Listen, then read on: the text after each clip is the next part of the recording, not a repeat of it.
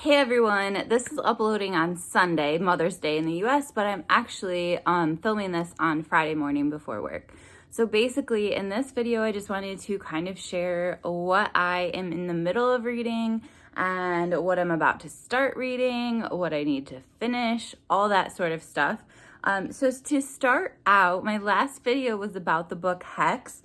I still have not had time to actually finish it, so I have like 10 pages left of this book. But it is getting more intense, but I still cannot get the picture out of my mind about what the witch looks like, and so it's still hilarious to me, and I also think the word choice makes it hilarious. So I'm gonna put my hand up when there's a spoiler, so if you don't want any spoilers, just wait till my hand goes down. Okay? Okay. So they are now opening the witch's mouth, which, remember, has been sewn shut. And it says, with trembling fingers, he snipped the stitches that held her lips together one by one. Okay, so that's intense, right? Okay. With tweezers, he pulled the threads from her dead flesh. That kind of makes me laugh, but okay, whatever. He took a step back. Her mutilated mouth fell open with a limp plop. I mean, that is not scary. Plop. That just makes me laugh. Okay? So I'm just saying. But I do need to finish this book. The other book that I am way overdue finishing is the last book for Dee Dee's book club, Read Soul Lit, which is on her Patreon. I will link it below. But basically, we read a book for the most part every other month. And so this was from March. And I really enjoyed the beginning of it, Black Mamba Boy. But I wasn't able to attend our last meeting, and I knew that. So I just never finished the reading. And I really want to. And yeah, so I need to get that done because we are starting the next book for Dee Dee's book club. The author is coming to the meeting. It's going to be amazing. Anyway, so I need to finish that. So those are the two books I need to finish. A book I just started is for the Anahata book club that Sean runs, and it's Pause, Rest, Be. This book, okay, Sean does these Anahata book club things like every month, I think. And honestly, because most of it is on Instagram, I miss out on most of it. Like, I just don't pay attention, and then I'm like, oh, you're reading it. Like, I just get lost. It's my bad, not Sean's. But anyway, so for whatever reason, I decided to pick this book up, and it fits perfectly into kind of some of the things I'm trying to develop and some of the practices I'm trying to hone and all that sort of stuff in my personal life right now. This is about how we need rest in our life. We need to let go, and that if we are purposeful about rest, it will just help us move things to the next level. So yeah, what's really cool about this book, and I'm reading it slowly. It's not going to take very long, even though I'm reading it slowly, just because it's so short. So I read the introduction. It is written, by the way, by Octavia F. Rahim, and I am beginning to adore her. So anyway, the introduction was really cool. Just talking about how another world is possible, and that was a quote from Arundhati Roy, and how we kind of need to question like how we're living right now, and like how do we want to live, and like there's so much of this like hustle culture, like do we want to be part of that, basically. And then another part I underlined was talking about restorative yoga, which I think is the same thing as yin yoga. Not quite sure though. Restorative yoga invites us to release and be held. Many of us don't have much practice being held, so this style of yoga that brings us to a place of shapelessness, of being cradled, can lead us to some emotional vulnerability and even discomfort. When this happens, stay with the breath and allow it to pass. She kind of talks about how life is this universal classroom, and that we need to pose less and practice more presence through stillness and rest.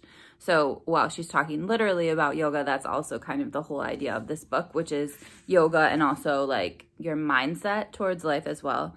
So the first chapter actually talks about endings, and it's really short. It's only like this page and that page. And, well, okay, so anyway, basically she kind of guides you through doing corpse pose, which is the pose that you typically do at the end of a yoga class.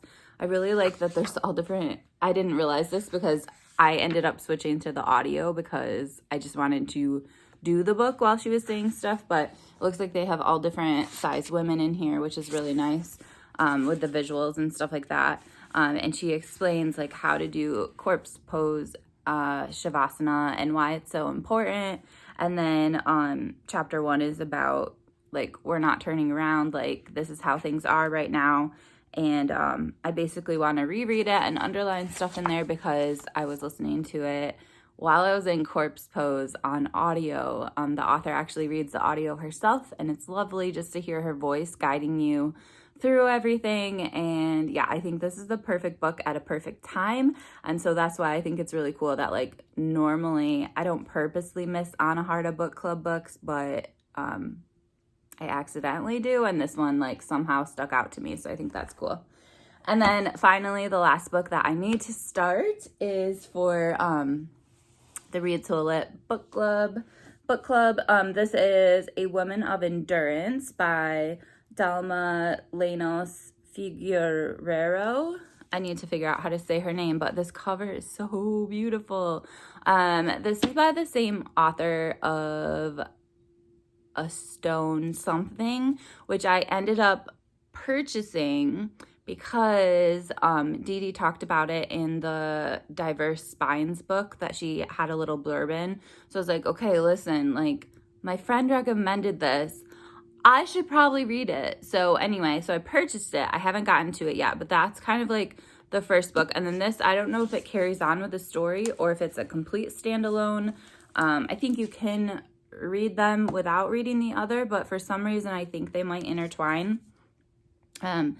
This says, A Woman of Endurance is a novel about the journey of Paula, an enslaved African woman on a sugarcane plantation in 19th century Puerto Rico. After an attempted escape from a world of slave breeding and brutal beating, Paula awakens to a new plantation, Hacienda Las Mercedes. Here the reader follows her into the nuanced, complex, and supportive world of a community in which she learns to recognize and embrace the many faces of love, a mother's love, a daughter's love, a sister's love, a love of community, and finally the self-love that she must experience before she can offer herself to another. A Woman of Endurance is not a tale of defeat, but rather one of survival, regeneration, and reclamation, I can't say that word, of common humanity.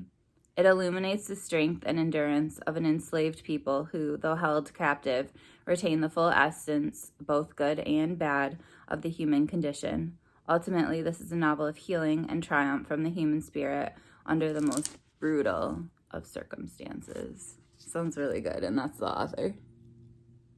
So, yeah, those are some of the things I'm going to be getting to this weekend. Honestly, this weekend is crazy busy. I basically have today after work where I could do whatever I want. No plans. Friday night. Saturday, I'm working 2 jobs, and then I was going to hike with my pack after work, just so I'm making sure I'm getting 3 times a week in with my pack. And just slowly building up the miles between now and the end of June when I go on my backpacking trip with Lindsay. And then Sunday, I'm reading at church, and then I'm heading over to my mom's house so we can make her a little lunch grill out sort of thing. We're gonna grill for her. I'm making roasted asparagus, and yeah, we're just gonna kind of hang out as a family for Mother's Day. So I won't have a lot of reading time this weekend, but I just wanted to show you what is coming up and, you know, all that sort of stuff. So I hope you guys had an amazing weekend because you will be watching this on Sunday or later, and I will talk to you guys later. Bye.